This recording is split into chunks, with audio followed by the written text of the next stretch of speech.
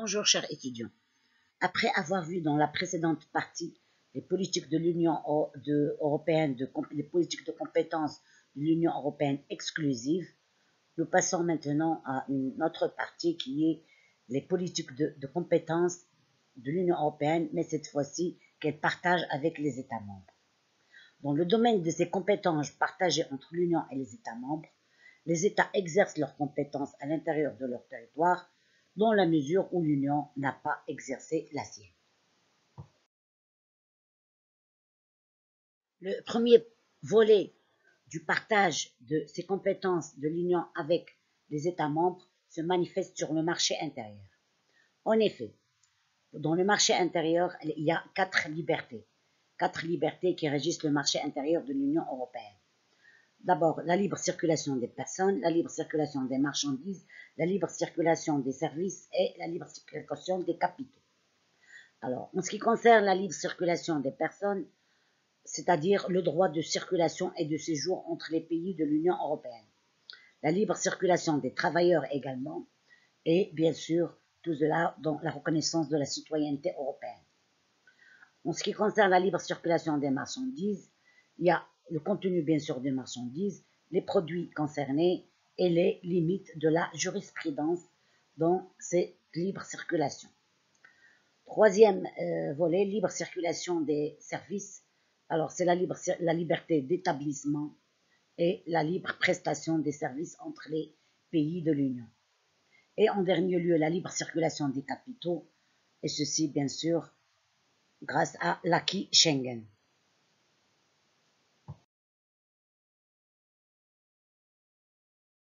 Deuxième volet de partage de compétences entre l'Union européenne et les États membres est concerne la politique sociale.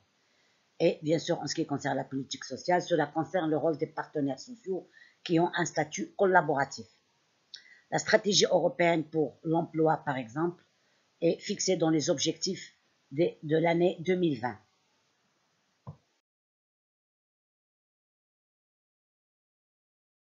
Le troisième volet du partage des compétences de l'Union européenne avec les États membres et la cohésion économique, sociale et territoriale.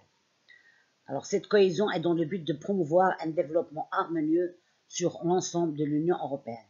Les objectifs de cette cohésion économique, sociale et territoriale sont bien sûr la convergence, la compétitivité régionale et l'emploi, et la coopération territoriale européenne.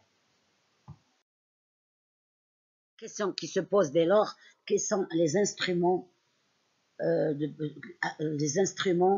cette cohésion économique, sociale et territoriale entre les États membres, bien sûr, et l'Union européenne. Alors, ces instruments sont le Fonds européen de développement régional, FEDER, le Fonds social européen, FSE, et le Fonds de cohésion. Et ceci, bien sûr, sur la base d'un bilan et d'études pour l'avenir des États membres. Le quatrième volet des politiques de compétences partagées entre l'Union européenne et les États membres porte sur l'agriculture et la pêche. En effet, à travers la politique agricole commune qu'on a déjà étudiée précédemment, qui a pour objectif, bien sûr, d'accroître la productivité de l'agriculture, de pouvoir assurer un niveau de vie équitable à la population agricole, en vue de stabiliser les marchés et de garantir la sécurité des approvisionnements également. Dans le cadre de ce volet sur l'agriculture et la pêche, le financement est fait par le Fonds européen agricole de garantie FEAGA, par la première dépense d'intervention de l'Union européenne s'est évaluée à 40%. Les réformes, bien sûr, de cette politique sont basées sur les réformes de 1992, sur les accords de Marrakech de 1999, sur les réformes et le financement de la politique de la pêche et, bien sûr, la politique communautaire de développement durable. Cinquième domaine de politique de compétences partagées entre l'Union européenne et les États membres porte sur l'environnement. Alors, bien sûr, les principaux actions de l'action de l'Union européenne sont la prévention, la proximité et le pollueur-payeur. Et les défis de cette politique sont bien sûr la protection de l'environnement, la biodiversité et la gestion des déchets dans le cadre du recyclage. Les moyens d'action de la politique partagée, compétences partagées entre l'Union et les États membres dans le cadre de l'environnement, se fait par les moyens suivants. D'abord, la politique européenne pour l'environnement et par le système REACH. Le système REACH, c'est registration, évaluation, autorisation et chimicale. C'est l'évaluation et l'autorisation des substances chimiques. Il y a aussi d'autres programmes qui sont financés et qui se réalisent à partir de l'élaboration du programme d'action et à partir de la réglementation sectorielle. Le sixième domaine de compétences partagées entre l'Union et les États membres porte sur la protection des consommateurs. En effet, les objectifs et les principes de base pour la protection des consommateurs se basent sur, bien sûr, comme on a déjà parlé, les pratiques abusives interdites, et ceci par le rôle que joue la Commission de la concurrence.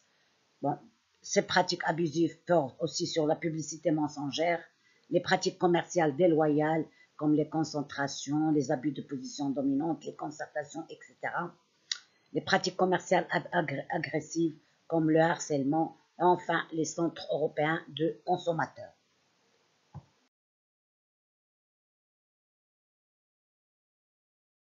Le septième domaine de compétences partagées entre l'Union et les États membres porte sur les transports et les réseaux transeuropéens. Alors, dans le cadre de ce volet, les transports présentent un intérêt très capital pour l'Union européenne. C'est pour ça qu'il y a des règles communes aux transports internationaux et il y a des conditions d'admission de transporteurs non résidents.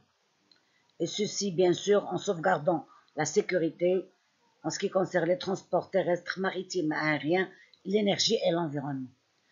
Aussi dans le cadre de l'intermodalité, c'est-à-dire la mobilité durable et les réseaux transeuropéens. Et aussi en ce qui concerne les transports intelligents et la navigation par satellite. Huitième domaine de compétences partagées entre l'Union et les États de l'Union européenne porte sur l'énergie. Alors, d'abord pour une efficacité énergétique très importante, pour une sécurité énergétique, aussi pour les différentes sources, ça concerne toutes les différentes sources de l'énergie, et aussi le marché intérieur de l'énergie, et ceci dans le but de la sécurité et de l'approvisionnement. C'est un instrument de la politique européenne très important. Neuvième domaine de compétences partagées, l'espace de liberté, de sécurité et de justice. Cet espace concerne bien sûr les droits du citoyen, concerne aussi la coopération judiciaire transfrontalière en matière civile et pénale, concerne aussi la politique d'asile et d'immigration, également le renforcement des frontières extérieures de l'Union européenne et en dernier la lutte contre le terrorisme et le crime organisé.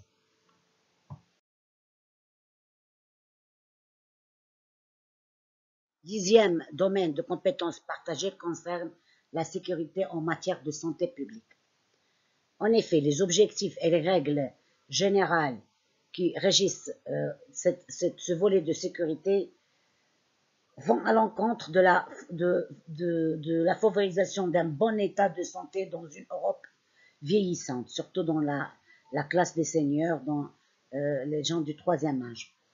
Et bien sûr, protéger les citoyens des menaces sanitaires en général, encourager également les systèmes de santé dynamiques et les nouvelles technologies, à travers bien sûr les programmes de santé de l'Union qui contribuent à réaliser les objectifs suivants, qui sont la protection et la promotion de la santé et la réduction des inégalités bien sûr, également la diffusion des informations et des connaissances en ce qui concerne la santé en général, et bien sûr en renforçant la coopération entre les États et passer bien sûr à la réalisation de ces objectifs est primordial.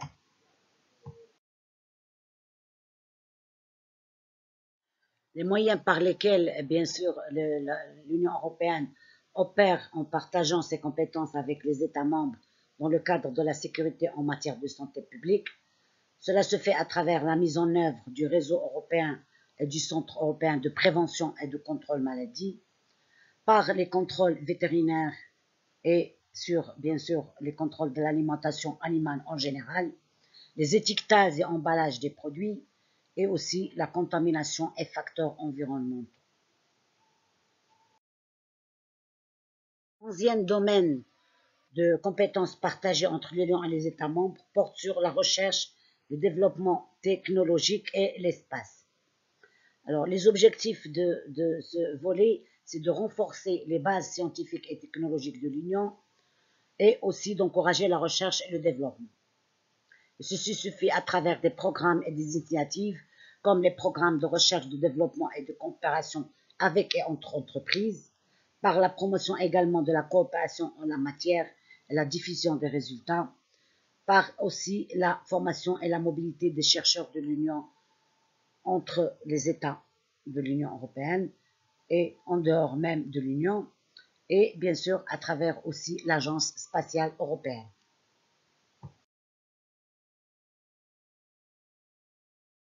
12e domaine de compétences partagées entre l'Union et les États membres porte sur la coopération et développement des aides humanitaires.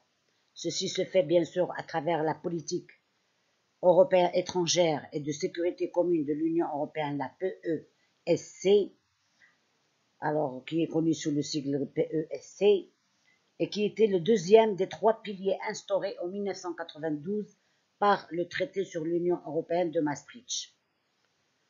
Bien sûr, la structure en piliers a été abolie par l'entrée en vigueur du traité de Lisbonne le 1er décembre 2009.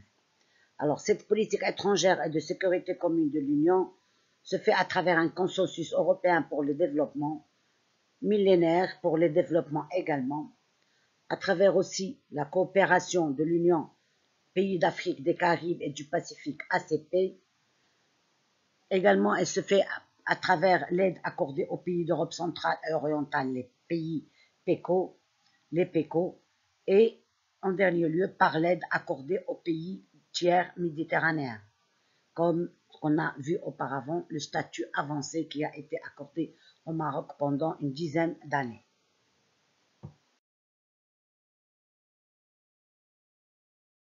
Toujours dans le cadre des politiques de l'Union européenne de compétences partagées avec les États membres, nous passons à un deuxième chapitre qui est celui des compétences, c'est-à-dire d'intervention de l'Union européenne quand l'Union européenne intervient pour appuyer, coordonner ou compléter l'action des États membres.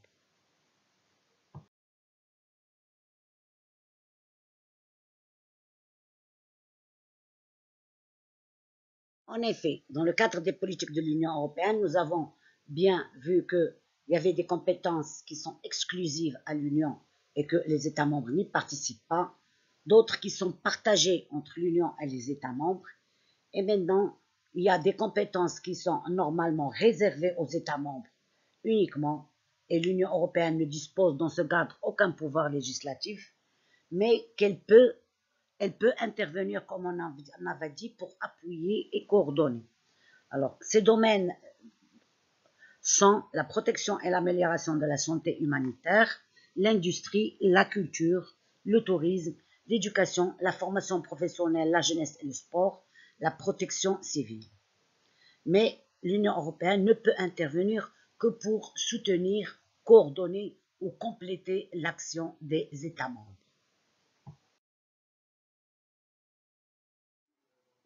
En ce qui concerne ces compétences qui sont exclusives aux États membres, mais que l'Union européenne peut appuyer ou coordonner ou soutenir, nous avons dit le premier volet qui est la protection et l'amélioration de la santé humaine.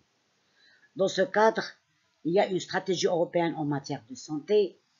Alors, les déterminants de cette santé sont bien sûr le mode de vie et les facteurs extérieurs. Et ceci pour éviter les menaces pour la santé comme les VIH, les virus, les maladies infectieuses, maladies transmissibles et pandémies, et le danger lié à certains médicaments.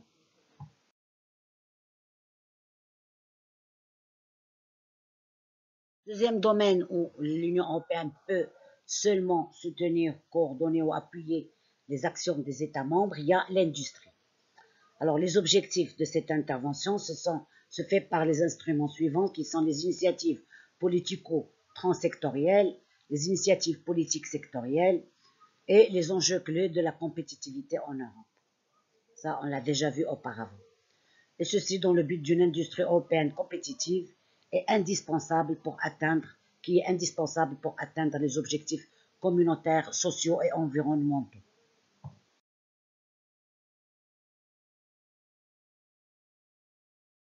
Troisième domaine est celui de la culture.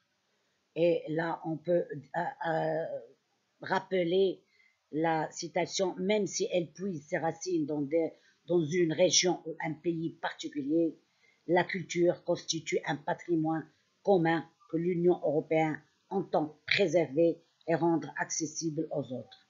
Ça, c'est une citation écrite sur le portail de l'Union européenne. Alors, les objectifs, bien sûr, de cet appui, c'est la sauvegarder, diffuser et développer la culture en Europe et aussi favoriser la coopération entre les acteurs de la culture à travers tout le territoire européen.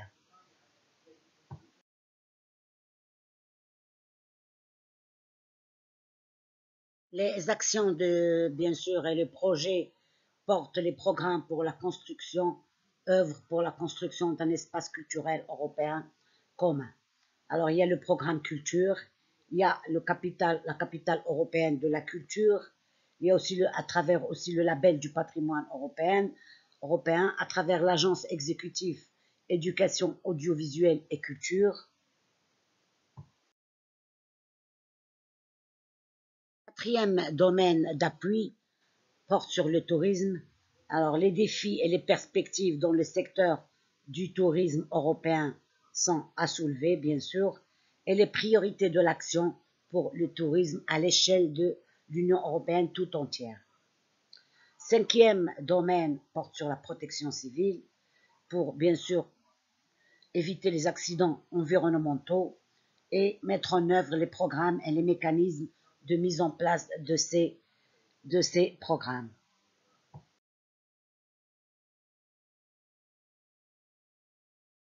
Sixième domaine d'appui aussi de l'Union européenne aux États membres porte sur l'éducation, la formation professionnelle, la jeunesse et les sports.